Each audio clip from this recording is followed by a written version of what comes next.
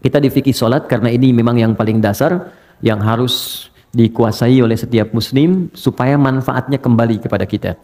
Jadi saya ingin berikan persepsi dulu supaya kita sama-sama benar persepsinya sesuai dengan ketentuan Al-Quran.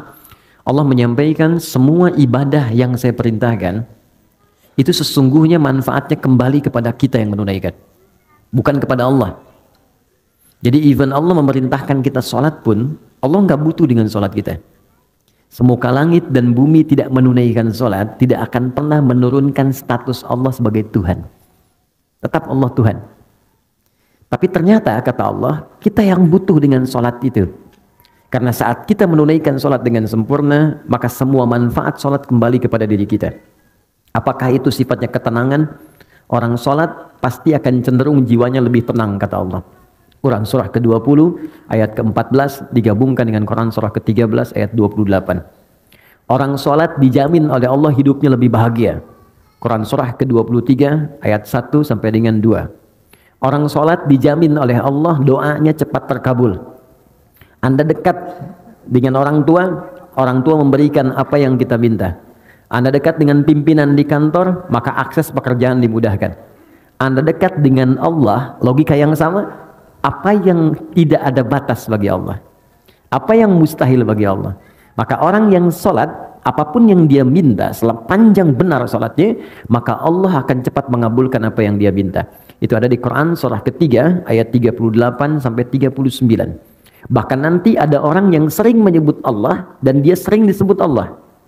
Saking disanjungnya oleh Allah, ada orang yang belum minta seketika kebutuhannya dipenuhi oleh Allah Subhanahu wa taala.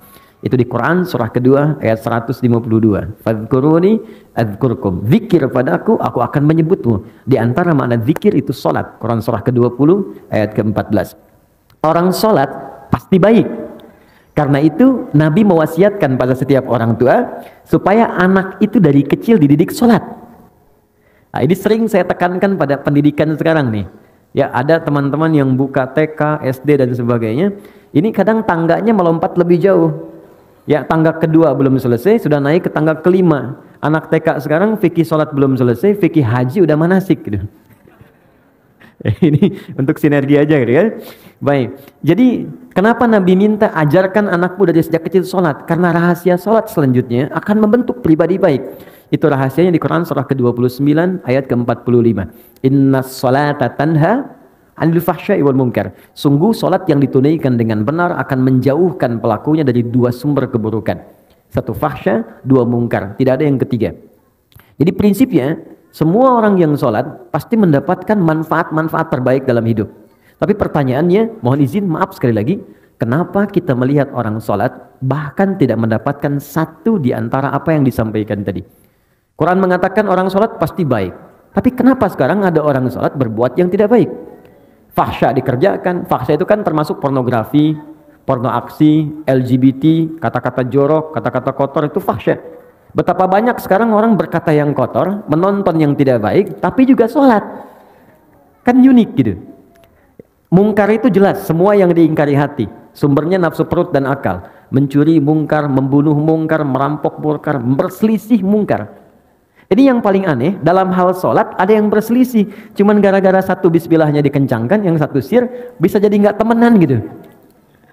Cuman beda-beda, gara-gara beda majelis ilmu, bisa saling mencela. Padahal sama-sama sholat. Apa persoalannya? Maka kata Al-Quran, biasanya ada dua sumbernya.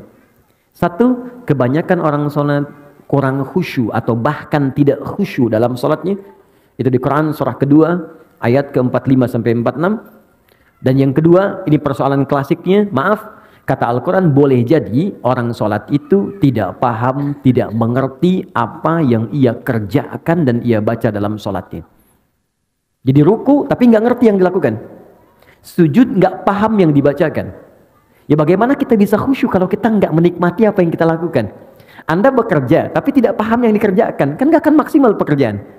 Anda sholat tapi tidak mengerti yang dibaca, bagaimana bisa merasakan kenikmatan?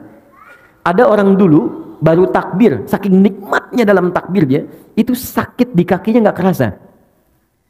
Sahabat Ali bin Abi Thalib itu masya Allah pernah kakinya itu terkena duri. Ya, kalau bahasa Jepangnya kacugak.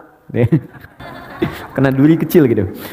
Jadi setiap disentuh sakit, dipegang sakit sampai teman-temannya datang, sahabat ingin mengambil sakit. Ya, kata satu orang, beliau mengatakan, udah saya tahu kapan ngambilnya katanya. Saya tahu kapan mengambilnya. Sekarang jangan diganggu. Begitu tiba waktu sholat, dikisahkan sholat zuhur, begitu beliau takbir, yang satu kawannya mengatakan ini saatnya. Begitu takbir, diambil durinya, nyaris tidak ada ekspresi apapun di wajahnya. Yang tadinya baru disentuh, ya sentuh sedikit udah terasa gitu, wajah memerah. Itu sudah takbir, nggak ada ekspresi perubahan di wajahnya, saking nikmatnya gitu. Ya, ada orang yang bahkan memprioritaskan sholat dibandingkan dengan tidurnya, saking merasakan kenikmatannya. Bahkan puncak paling tingginya, ada memang orang sholat untuk mensyukuri semua nikmat yang Allah berikan, bukan karena sholatnya, karena merasa sudah banyak pemberian Allah yang belum disyukuri.